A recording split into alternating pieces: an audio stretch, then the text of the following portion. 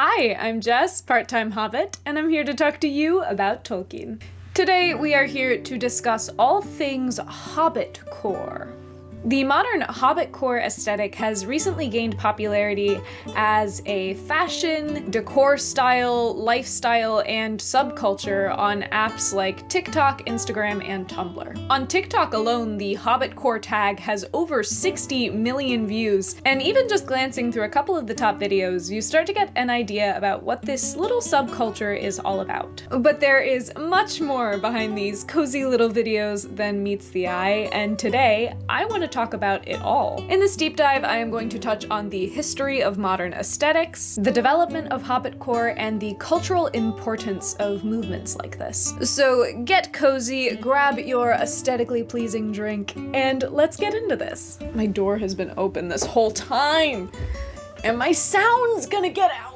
Let's begin by talking about what an aesthetic is in the first place. Now, of course, this term does have meanings in other circles, but to be honest, I took an entire semester's long class in aesthetics in art, and I believe I got an A, and I could not tell you what that word means. Merriam-Webster defines the original term as a branch of philosophy dealing with the nature of beauty, art, and taste, and with the creation and appreciation of beauty. However, Gen Z has since commandeered the term to define their personal taste and style, particularly in the way that they present themselves online. Social media, and particularly apps like TikTok, have kind of thrown this idea of the modern aesthetic out from the shadows of 2011 Tumblr and into the mainstream. The way someone expresses an aesthetic could be merely visual in the way they dress and in the way that their page looks. But the influence of an aesthetic can also extend into the type of content that you make. Someone who identifies with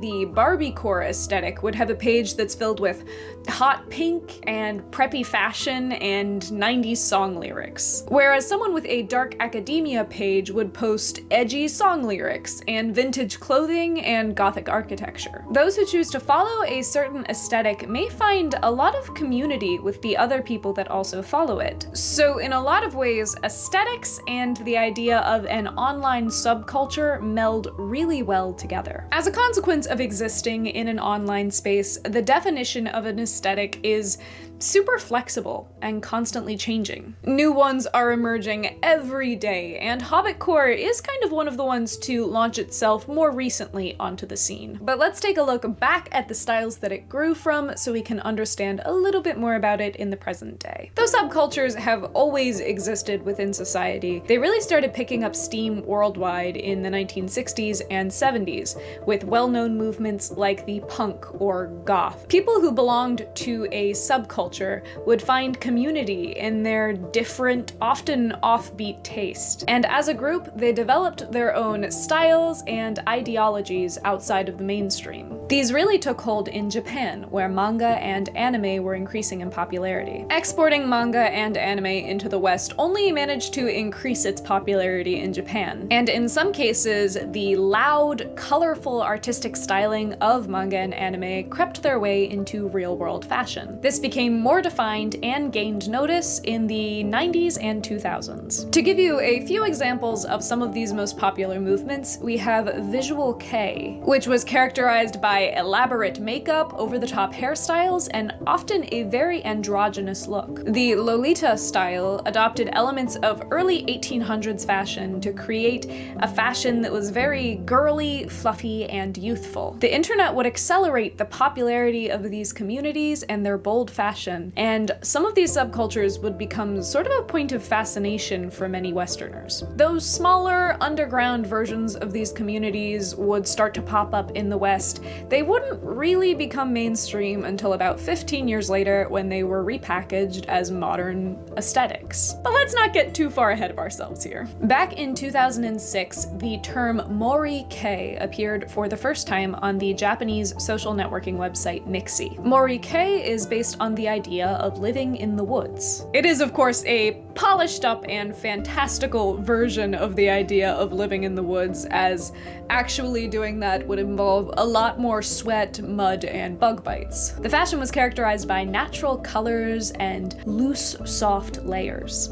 It was meant to appear incredibly natural and innocent. Though this style had a brief heyday around early 2009, by the early 2010s it had kind of faded into obscurity. Many of Mori Kei's motifs would be revitalized in the modern cottagecore genre, but the roots of cottagecore go much further back than 2006. Greek poets wrote often about the idyllic countryside, presenting it as a rustic haven and an escape from city-dwelling life. This kind of pastoral escapism can be found in many other literary works, from the poems of the Italian Renaissance writer Petrarch to the plays of William Shakespeare, and some of these basic themes can even be found in the Judeo-Christian Bible. In resistance to the Industrial Revolution of the 19th century, the arts and crafts movement embraced more rustic styles of art and design. In the 1960s, the countercultural hippie movement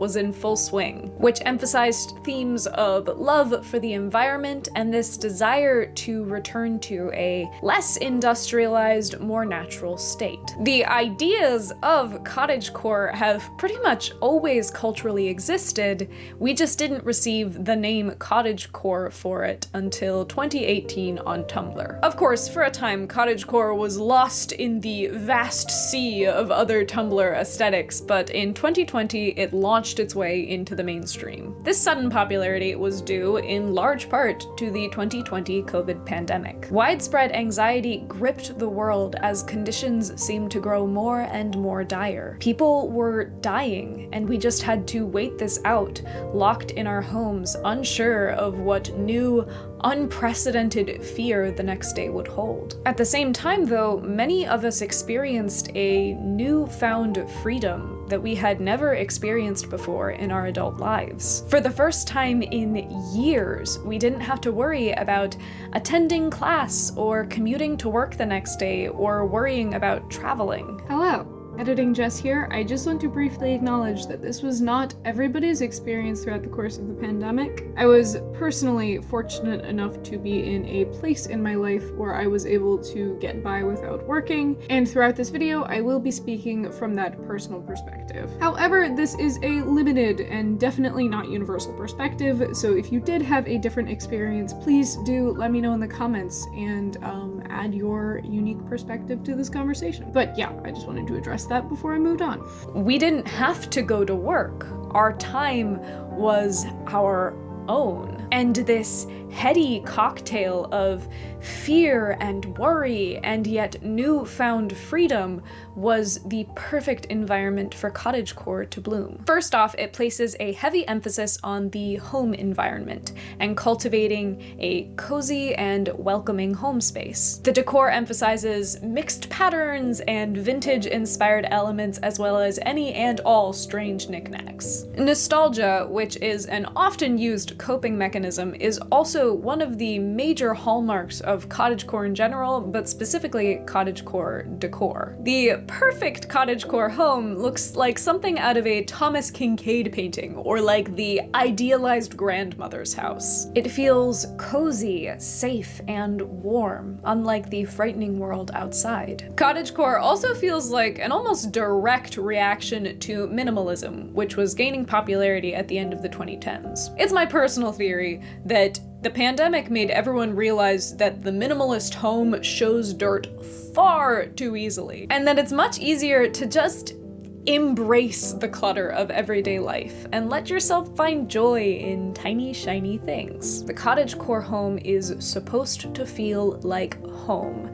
and this is something that a lot of people found desirable at the time. Baking and cooking are also staples of the cottagecore lifestyle, especially if you can grow the food you're cooking in your own garden. During the pandemic, many people found themselves with the time to cook for themselves for the first time in years, as well as the time and energy to maintain their own personal gardens. This sparked a massive wave of beautiful online cooking, especially more complicated foods like bread, which you really need a kind of clear schedule to master. Cottagecore fashion is usually pretty comfortable, with emphasis placed on handmade, vintage, or thrifted items. It leans really heavily into these vintage styles, which once again hits on the point of nostalgia. Not to mention the fact that cottagecore fashion is usually a little bit impractical. You could never actually run a farm in one of those so-called milkmaid dresses, nor would a lot of people feel comfortable wearing this kind of clothing into the office. People were home and they didn't have much to do, so they could dress as frivolously as they wanted. But beyond just the visual elements of the aesthetic, many of its ideological tenets were extremely appealing to those who were dealing with the pandemic. There was a newfound wave of environmentalism that showed up in those first few months. Perhaps inspired by people finally having time to sit down and think about their role in life and their role with the world at large. Cottagecore, with its strong themes of reusing, recycling, and handcrafting, was an excellent vent for these feelings. Because it didn't place emphasis on new or expensive fashion and decor, it allowed people to beautify their lives even on their newly limited budgets. This very natural, cluttered, kind of come-as-you-are lean to Hobbitcore made it super appealing in 2020. Cottagecore also goes to great efforts to romanticize aloneness and remoteness. It finds beauty in the quiet of everyday solitary life, in reading a book, in picking flowers, in homemade bread. Cottagecore made being alone feel like a choice. You weren't lonely, you were just enjoying the peace of your quiet countryside cottage. It also leans heavily into the idea of slow living. Slow living began in Italy in the 1980s and has since grown into a worldwide movement that scoffs at the idea of the everyday grind. According to the website for Slow Living London, the slow movement focuses on doing things better. Often that means slowing down, doing less, and prioritizing spending the right amount of time on the things that matter most to you. Many people lost their jobs or had them put on hold in those first few months of the pandemic. Being unable to work their usual jobs made a lot of people more aware than ever of the toll that these jobs were taking on them. I personally believe that humans weren't made for the 9-to-5, 5 days a week work schedule, especially when you factor in things like commuting, or having a social life, or a family life, or trying to pursue your creative goals, and starting a YouTube channel on top of your 40-hour-a-week job. Slow living seems like an incredible, almost dream-like alternative to the 9-to-5 grind. And cottagecore and slow living mesh beautifully together. They form a kind of support net for the tired, average person who feels left behind by the fast pace of the modern world. People realized that they could live lives that felt truly enchanted. They could finally put a stop to the grind and revel in the simple, nostalgic pleasures of life. Of course, it's not 2020 anymore. Many of us have returned to work and the hubbub of our everyday lives. That strange, frightening summer where nothing was predictable, so we buried ourselves in the predictability of simple things, of bread rising, of flowers blooming, of turning the pages of our books,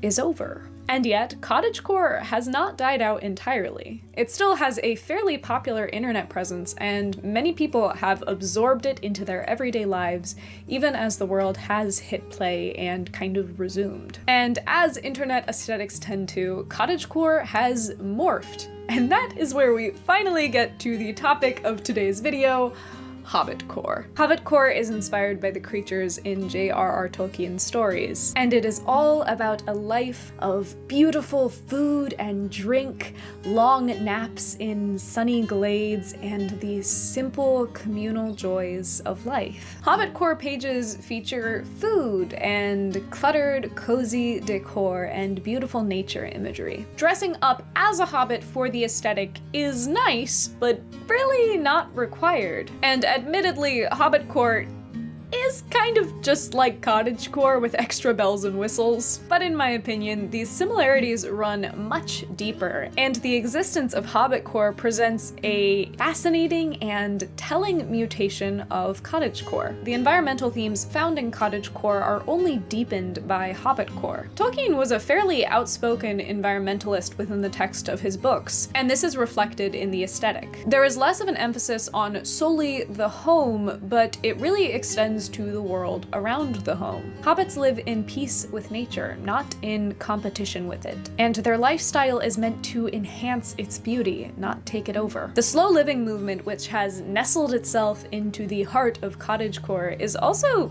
pretty similar to the ideas of Hobbit life. Hobbits have few concerns outside of the humdrum of everyday life, and they go to great lengths to avoid being involved in the business of the big folk. Tolkien writes, "They love peace and quiet and good-tilled earth.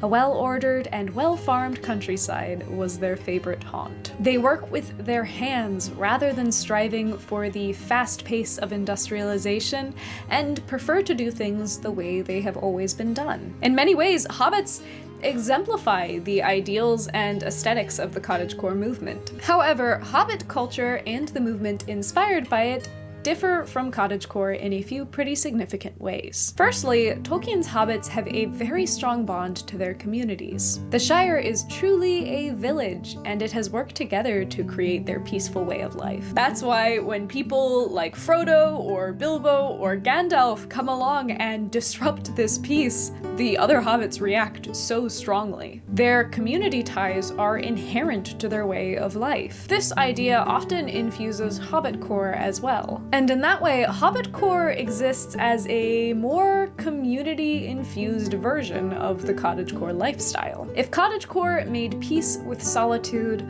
Hobbitcore finds joy within community, in giving gifts, in sharing meals, and in communal celebrations. Once isolation and quarantine became less necessary, those who were once isolated were able to rejoin and reform their communities. And I believe that Hobbitcore was in response to this. I think that Hobbitcore also manages to rectify some of the inherent problems with the cottagecore aesthetic. The problem with the cottagecore aesthetic, and pretty much every other aesthetic, is that it is inherently unrealistic. Nobody lives like that all the time. We all have days when we want to wear sweatpants, or we have to go to the dentist. Well, I mean, we all should be going to the dentist.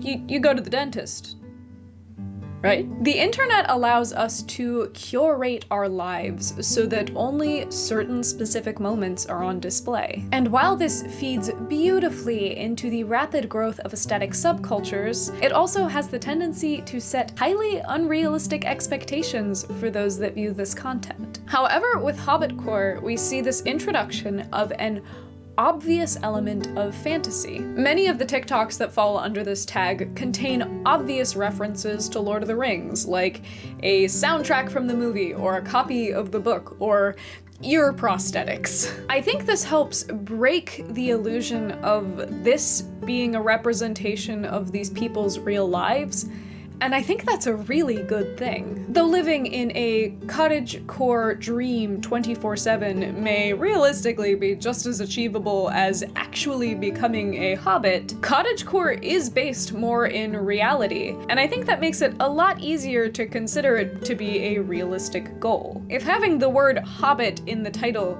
can remind people that this is a curated experience that you're seeing, that may be a really good way to help manage expectations Citations. Adopting an aesthetic can really help us learn more about the way we want to live our lives and the way we want to look, and the communities found within these aesthetics can be hugely beneficial. But it is so important to remember that we only see a small part of the picture online. And for the record, this channel is absolutely no exception to this rule. I rarely ever step in front of the camera without literal hours of scripting and makeup and cleaning and setting things up and editing just so that I can put out the version of myself that I want to appear on this channel. And I personally don't find anything wrong with that. I've created a character, I've created a vibe, and that's why this channel is called Part-Time Hobbit. I want to remind myself and anyone who is watching this that the only reason we are able to appreciate the beauty